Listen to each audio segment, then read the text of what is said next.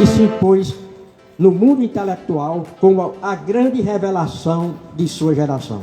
Eu digo isso porque eu li os 2 livros do Pedro. E para provar, está ali, está aqui o livro, todo riscado, porque eu só li riscando.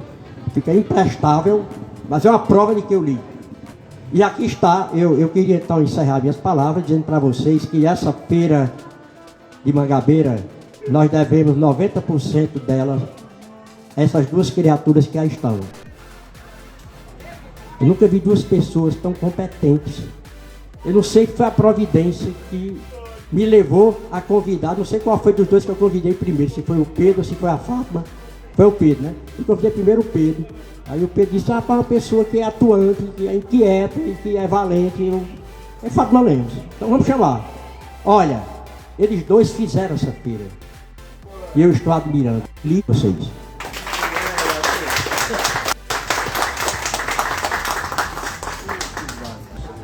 E nesse momento eu gostaria de chamar a filha do Luiz Pedro Luiz, até eu estou errando, Inês Maria.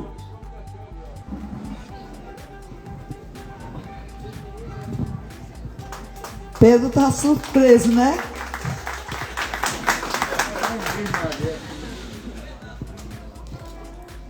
Oi. Boa tarde, eu sou a Inês. Eu quero falar uma coisa. Eu vou falar a verdade. Eu tô muito triste por ter perdido o avião. Mas me alegra ver o meu pai fazendo esse projeto, que é a Flimã, que é a primeira feira literária de Mangabeira. E simplesmente demorou um bom tempo para eu entender por que esse nome.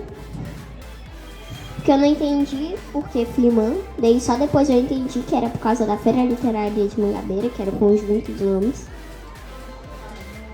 Eu também quero falar sobre o novo livro do meu pai. Tenho que falar a verdade, nunca li nenhum deles, porque é muito grande e eu não aguento. Não sou que nem meu pai, que lê 1000 páginas em um dia só, né? Ele é um livro que deve retratar sobre a história da família de Mangabeira, da nossa família, né? Por parte do meu pai. Isso deve ser interessante para algumas pessoas, né? Quando eu crescer, vou ler o livro. Mas não agora.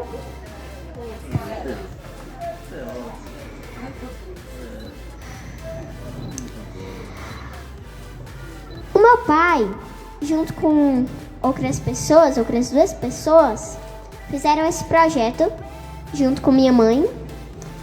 Essas pessoas devem ter se esforçado muito para poder fazer uma coisa tão grande que deve fazer a felicidade de muitas pessoas. Já que é a primeira, né? Quando meu pai falou que ia fazer um livro, eu pensei, meu pai vai ficar famoso.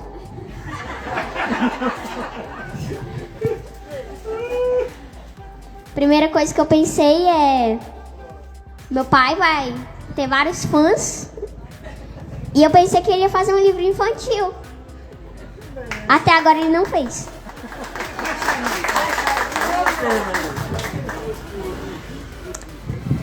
Eu só quero dizer que meu pai se dedicou para fazer os livros dele, que nem vários outros escritores mangabeirenses devem ter se dedicado.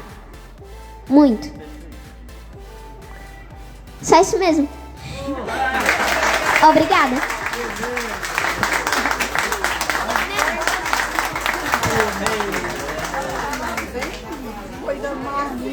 Pessoal, isso não estava programado, certo? Não tinha nada dessa programação. Só que eu estava sentada ali, olhei e achei a Inês Maria muito triste. E aí eu falava com ela e ela cara amarrada. Aí eu chamei lá ali onde eu estava, eu disse assim, você está triste? E ela só... Eu falei assim, fique não, seu pai vai lançar um livro e você vai falar umas palavras ali. Elas, falar o quê? Eu digo, o que sair do seu coração, que você conhece o seu pai, você fala. E daí? Isso prova o quanto as crianças e os jovens só precisam de incentivo, de oportunidade. Agora com a palavra o autor.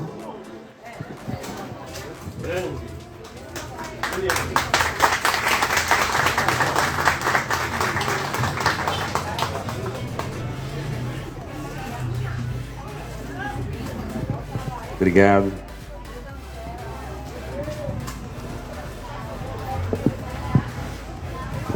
Boa tarde.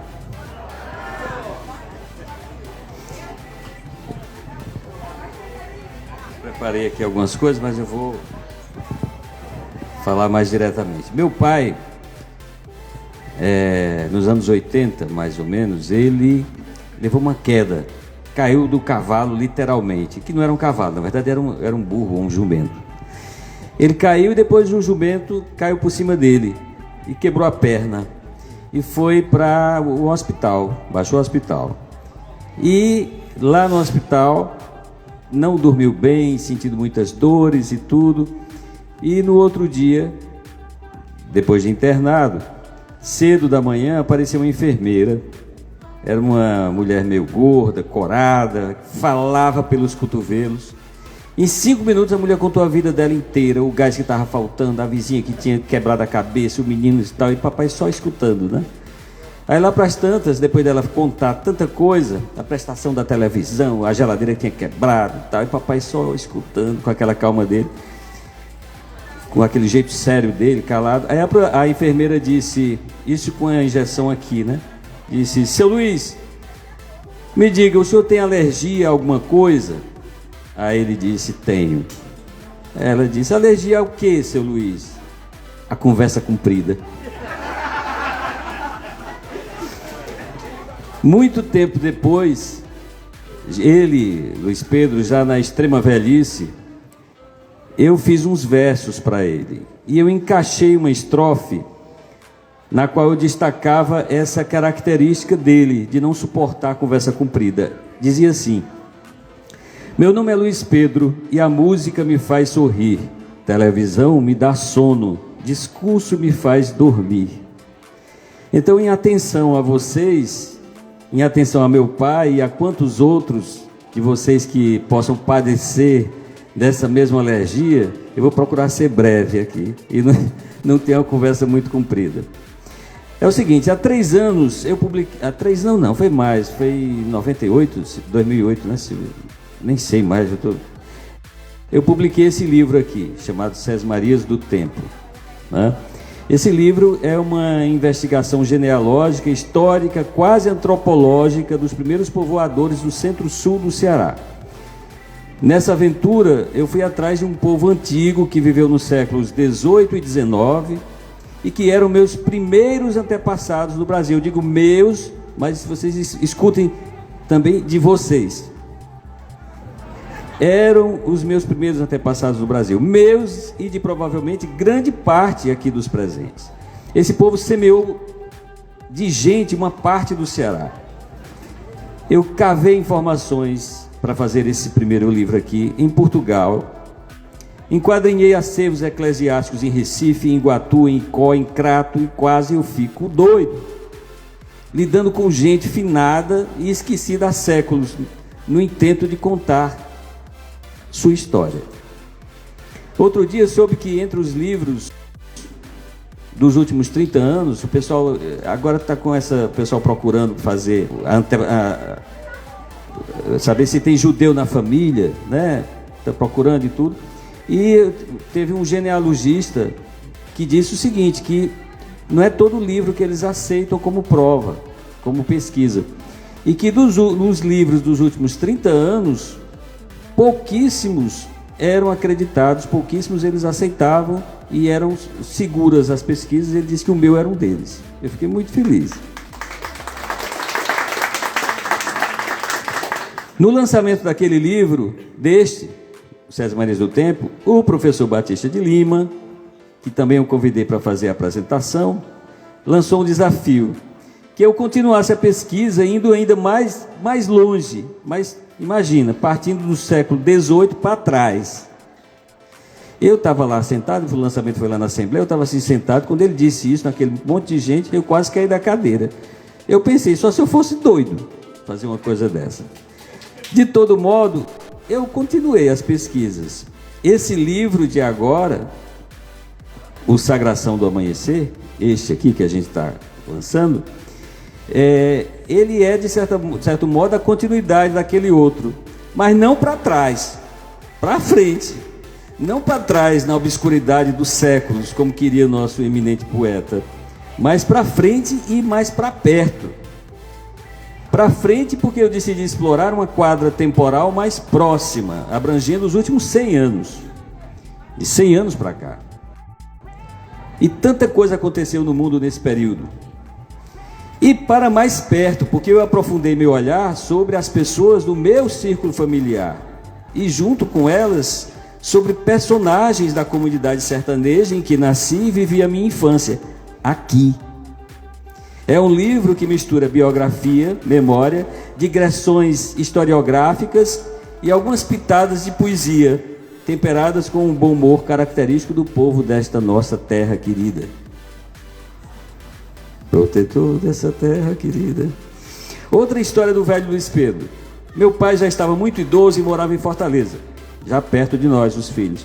Ele tinha uma doença crônica de nome feio, artrite reumatoide deformante. O nome já é feio. Por causa dessa enfermidade, o dedo mindinho da mão ficava apontando para trás. Sabe, ele era assim, o dedo já... É como se... Eu não consigo, né? O dedo apontava para trás, o mindinho. Quando a gente ia visitá-lo no final de semana, reiteradamente eu perguntava: papai, e esse dedo mindinho apontando para trás? Ele respondia: é ele querendo voltar para o São José. Era a resposta que sempre dava, nos fazendo rir. Acabamos por achar que o dedo mindinho do meu pai tinha vida própria e funcionava como antena para seus desejos mais profundos. De certa forma, e com este livro, eu fiz o dedo mindinho do meu pai, o que o dedo mindinho do meu pai ambicionava: trilhar o caminho de volta. Ao contar e reconstituir a vida desses personagens ao longo de um século, eu segui uma trajetória de autoconhecimento, por meio do resgate biográfico e memorialístico. O livro, bem no início, tem uma frase-chave do grande escritor inglês Chesterton. Ele disse o seguinte, olha que interessante, Dias da Silva, você que é um conhecedor dos poetas.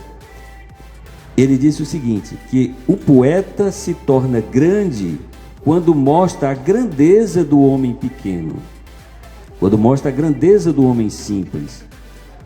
Ao pintar meus antepassados e a minha comunidade sertaneja com as tintas da literatura, mas sempre buscando um rigor historiográfico, aos poucos senti que estava transfigurando pessoas simples, humildes, de carne e osso, em personagens literários.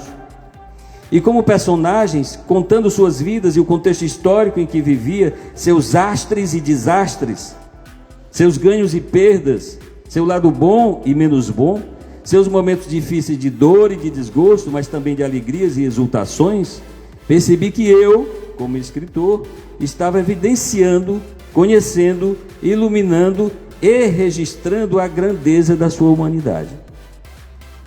Ou dizendo de outra forma, usando as palavras de um santo, eu estava tentando, Gilberto vai gostar dessa, tentando transformar a prosa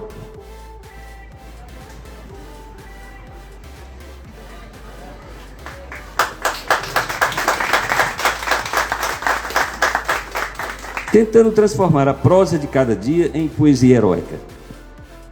E à medida em que eu enveredava por essa contação de narrativas biográficas daqueles homens e mulheres simples, ora em menor, ora em maior intensidade, eu reconhecia que aqueles personagens que eu estava desenhando como criador literário, seja pela colagem dos retalhos da minha memória, ou baseado no acervo de lembranças alheias colecionadas ao longo dos anos, porque sim, eu utilizei as lembranças alheias, não foram só as minhas, que eles, na verdade, também me desenharam como homem e como ser humano.